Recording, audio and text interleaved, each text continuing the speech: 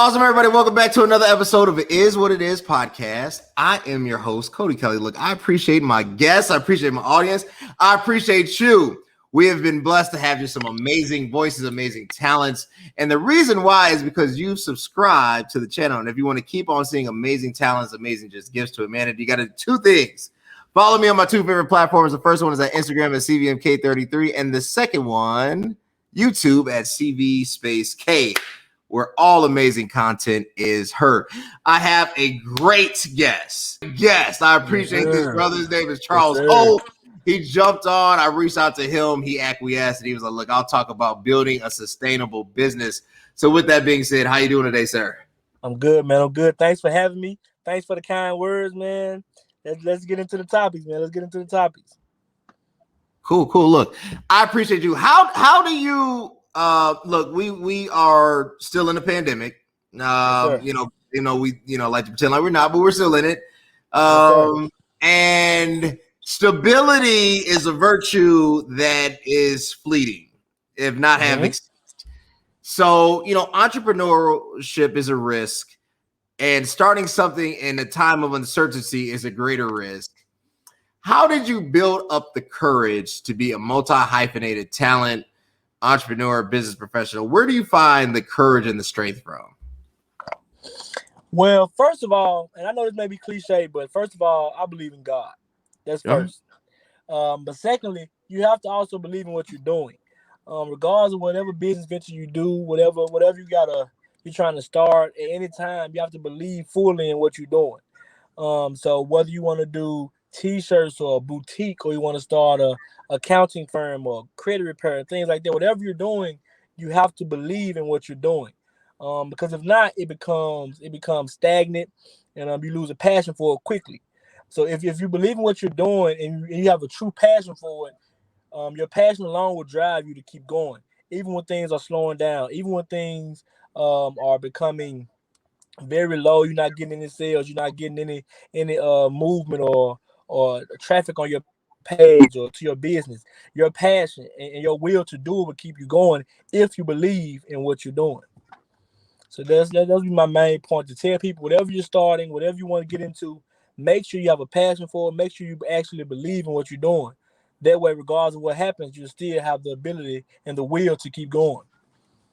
No, I totally agree with you. I think, one of the most underrated strengths is confidence, not just within yourself, but within your producing, and then not being shaken by external factors, right? Like sometimes when we think, well, we're not getting 1 million views, or, we're not hitting certain quota revenue goals, that means it's failed. But the reality is most things are a slow burn, right? As quick or as great as we would like to think we can make things happen, it takes time to make this work, right? So for you, you have, your professional life, and then you started up this business with your wife. Is there strength in that? Like, what do you say to the people who say, well, look, Chuck, I hear what you're saying. You're starting up, business, you have somebody in your corner. They feel like they don't have that. They're on their own, and they're trying to just find the strength to continue, right? Like how do you continue in uncertainty?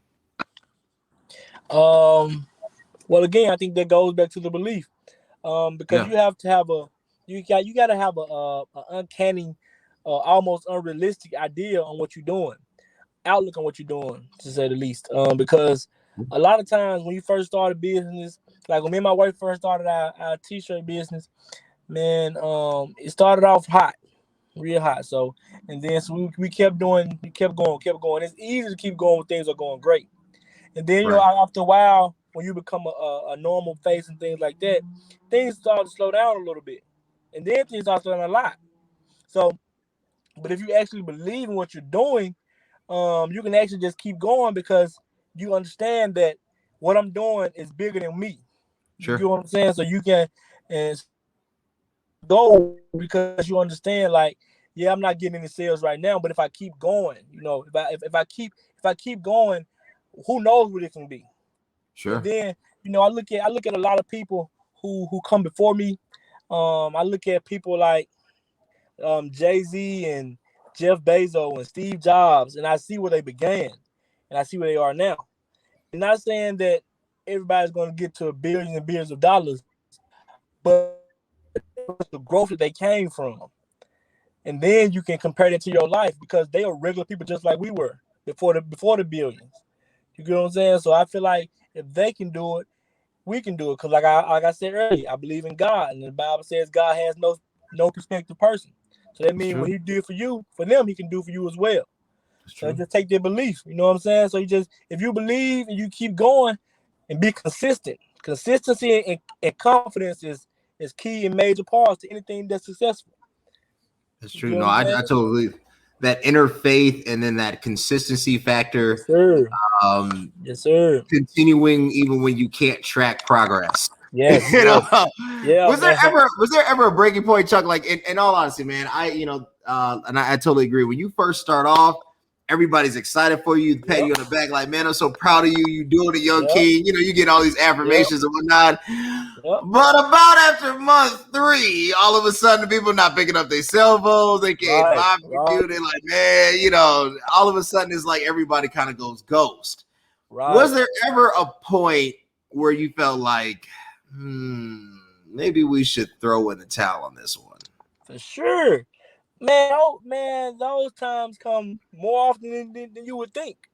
You get what I'm saying? Like those thoughts and those feelings of, man, it was good while it lasted. You know what I'm saying? I'm gonna cut my ties. You know, I done made enough money to pay for my equipment, so I'm good. You know, I broke even, so to speak. You know what I'm saying? So those times do come, of course.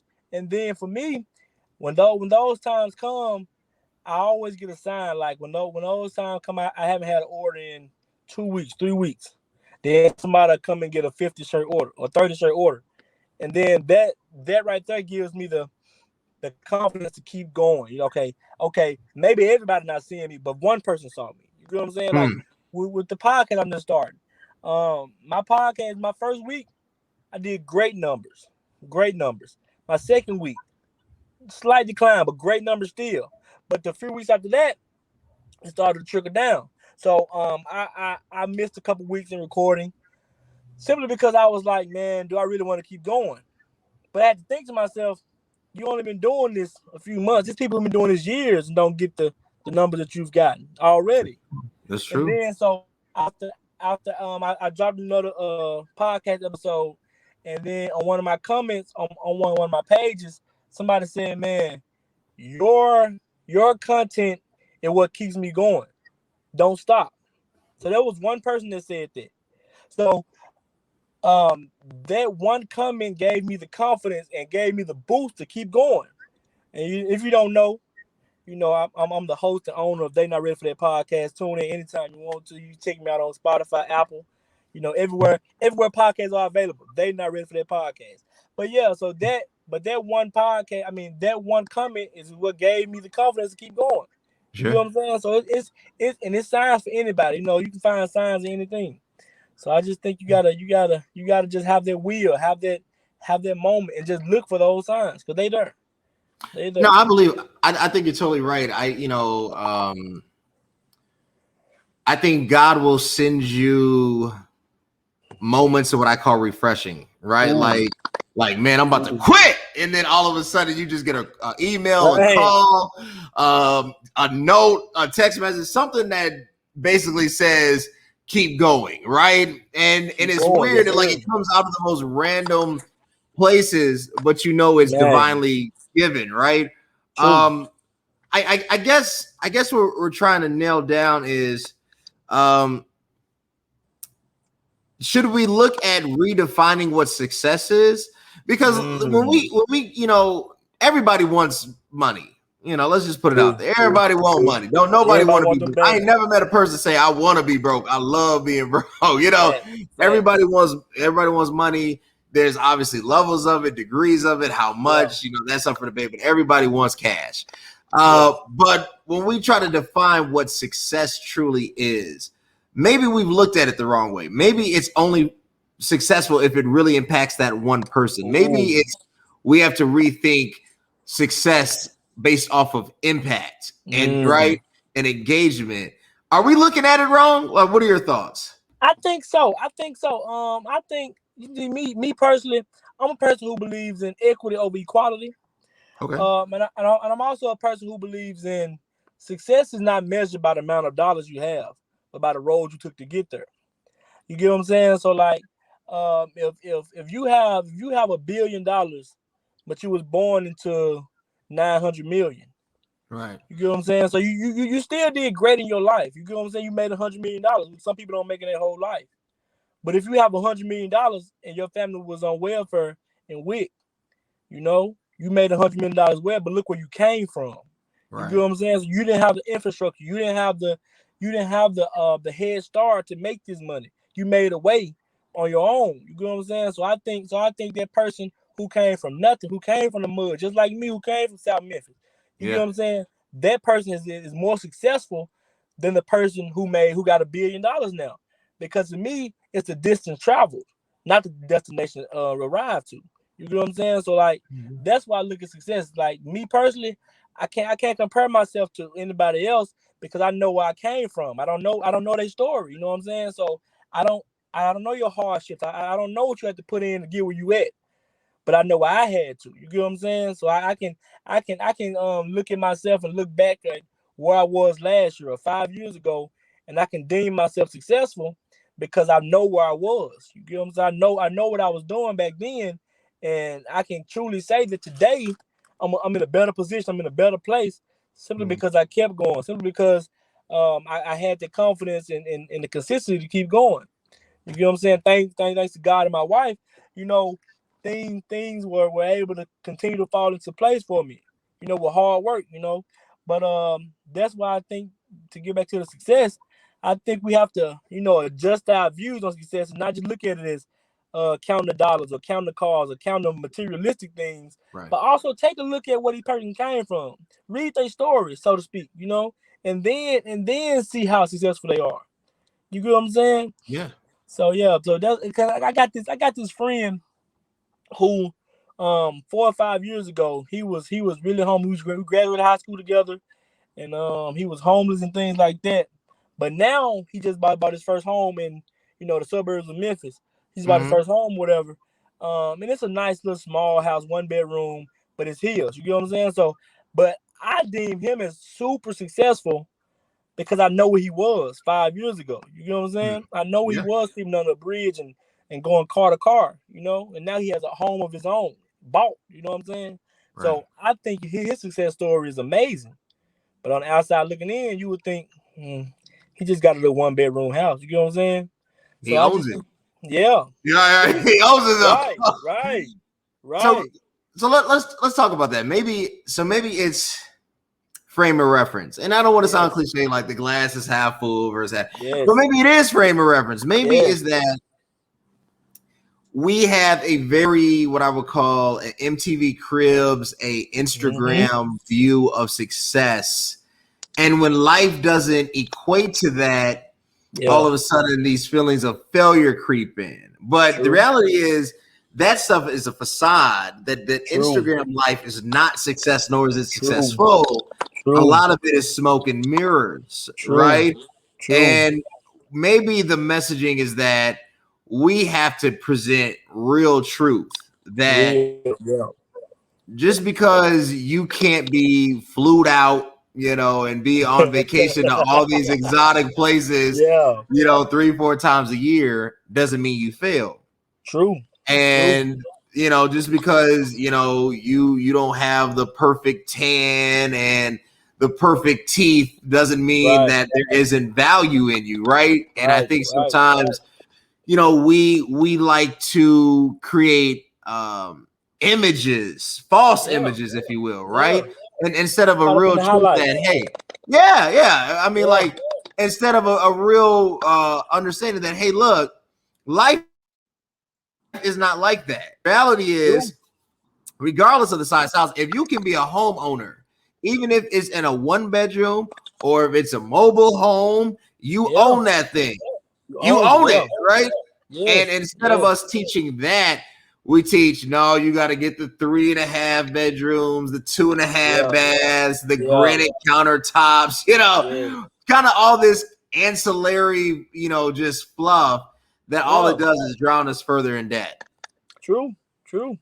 Yeah. I agree, man. I think the conversation is, where did we go wrong? Where do you think? How now? Okay, now how did you want to go on it, man? Go ahead. You go as far as to the bottom of the ocean on this. I think, man.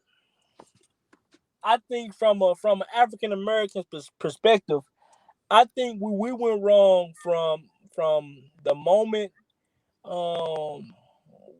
where the shift from slavery to now came.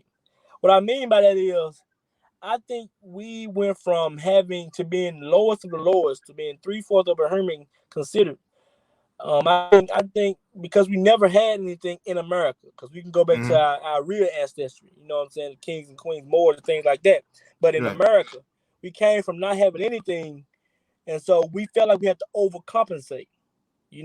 They fed us these images of wealth and things like that, and made us think that is the real goal. You know what I'm saying? Because I like to read this quote, and it says, once you control what a man thinks, you don't have to worry about his actions. So they constantly feed us these media ideas on social media or the news or TV, things like that, of all these Rolls Royces and Rolexes and matches and things like that. And we think that is success. And then we also think once we can get these things, they are trophies, considering where we came from. You get what I'm saying? Don't get me wrong, those things are nice, but they're not the end all be all. They don't define anything or anyone. You get what I'm saying? So I think we went wrong when we came out of our hardships, and then they instantly fed us these ideas of success, and then we do anything to get them. The survival of the fittest. We rob, steal, kill, do what we got to do to obtain this level of success, we think, and then once we get it, we realize that these things are meaningless. These things hold no value in real life. You know what I'm saying? Like, they're nice to have, you can afford them, but in real life, they don't add value to you. It may boost your net worth and things like that, but you as the person, you as the spirit, you as the body, you as the character, they don't add no value to you. You know what I'm saying? So I think along the way, we went from not having anything to overcompensate to wanting everything. You get it? But then we had a false sense of what everything is. Everything is family, everything is love, everything is following God and things like that. And then we adjusted it to everything is money, houses, cars, and jewelry. House, cars. Yeah. No, you're absolutely right. I think we have taken a model that is designed to destroy ultimately and not uplift and encourage. And we have presented it as truth. And therefore we're all climbing for this thing that will destroy, right? Like it's who cares if you don't get the Lamborghini? Be happy in your Hyundai Sonata. It gets you to the same place that Lamborghini will take you. But the reality is, a Lamborghini is like, and I love, and personally, if I could afford it, I'd buy a Lamborghini. I'm just being honest. I'm not above it. And I want a Bentley. Don't get me wrong. Right. But I'm not willing to do any and everything to get it. You know what I'm saying? Like there's a cutoff to that thing. So I totally agree. What do you think is next? Right. So we have, shifted, we're really halfway. We're more than halfway through 2021. Going into the future, where's business going, right? Like all this, I read a report. They say 41% of workers are contemplating quitting their job. They're just frustrated with it. They said during the pandemic, there's been a rise in entrepreneurship because of the distrust of corporations and whatnot. This essential versus non-essential. And then we have the fight for 15. We have the need and demand for increased wages. Where is business going? Man, that's a tough question. I think business is actually going toward entrepreneurship. I think in 2021, there are so many avenues to make money that people often think, why would I go work a job? Right. You get what I'm saying? So, and then I think there's a crutch to that. I think people have that idea and that mindset of a false sense of reality, because in the last year or so we've been given PPP loans, all these stimulus checks and things like that, which is not sustainable. We're not getting that again. You get what I'm saying? Like, all those people who were getting it fraudulently, they Right. might go to jail. You get what I'm saying? So that's They are going to jail. Right. They don't mind, dog. You go to jail if you took that money illegally. I'll be looking. I'm like, all right, you might be overseas now, but when you come back, that's Fed time. I don't play them games. That's right. Fed time. Yeah. So I think we built that. We built this type of false confidence off a false sense of reality. So yeah, you can start that business now. You got these $20,000-$30,000 in false money, but how you gonna sustain it? You get what I'm saying? Like, it's cool to start this business, but how you gonna sustain it? Like, once this money run out and your business gets slow, how you gonna keep this up? You get it? And then so yeah, like people turning down these jobs and quitting these jobs now, which is cool because you're making money. You got all these stimulus shit, you got the food, you got the PPP loans, all this kind of stuff you're getting right now. What happens when the world opens it back up completely, and people don't have to come to your house to get the food no more? People don't have to shop with you to get their shirts made up.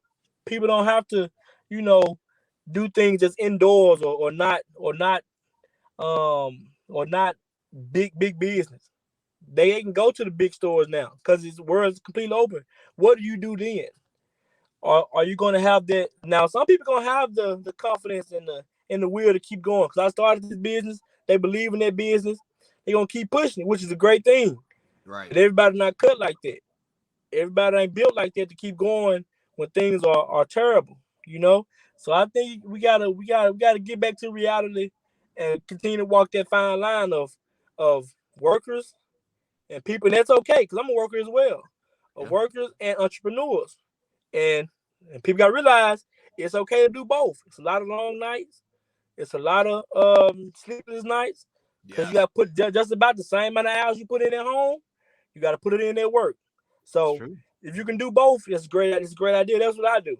But business is headed into a scary place. A strong will survive. That's what I think, man.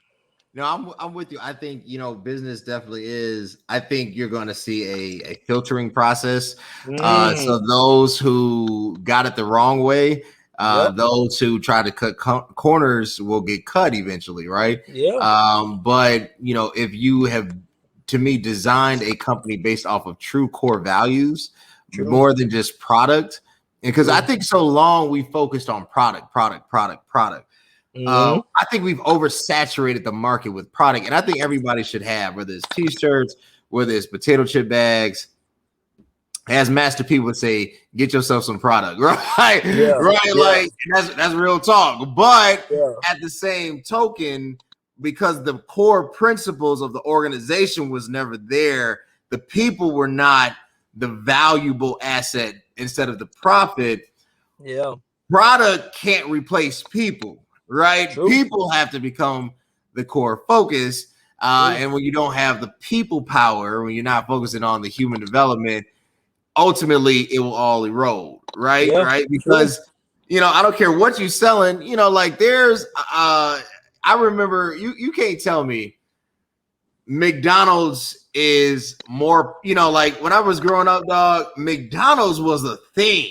You know what I'm saying? Like, no, if you went to McDonald's, you ate good. Now we got, you're like, what? And this is the days when you could supersize, when a quarter pounder was a real quarter pounder. You ate good. And then now, we got all these other burger restaurants. We got Chick-fil-A. We got all these other competitors. You can't tell me they have the same market share that they once had.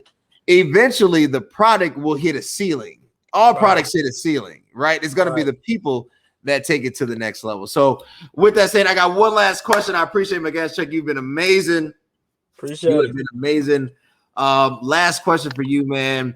You had to speak to those entrepreneurs out there, man, and trying to build something that said, look, I started my podcast.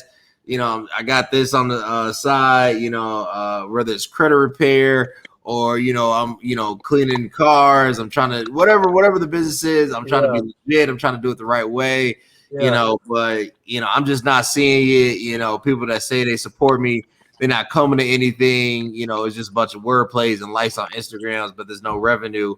What would you tell that person? If you believe in it, keep pushing. If you believe in it, keep pushing. Because like I tell people a story. I talk to people all the time. I tell people a story. Like I ask people, how long does it take to make a Toyota? People don't know. It take 14 hours to make a Toyota. And then I asked them, how long does it take to make a Rolls Royce? One Rolls Royce. It takes 6 months. You get what I'm saying? So if you apply that logic to your everyday life or to your business you want to start, think about it's easy to start the business. People make business every day. It take 30 minutes to start a business. Get your EIN number, get you a logo. Take 30 minutes to start it. Right. But to keep it going, it takes time. To really become established, it takes time. Just like that Rolls Royce takes 6 months to build one car. You know, it takes time to really become a staple, to really become established. And for some people, it takes 2 years, 3 years. Some people take 5 years to take off. You know what I'm saying? But if you believe in what you're doing and you're really trying to impact people, you're really trying to change your life or somebody else's life, you have to keep going. Now, if you're just doing something to make money, you know, your emotions will be fickle.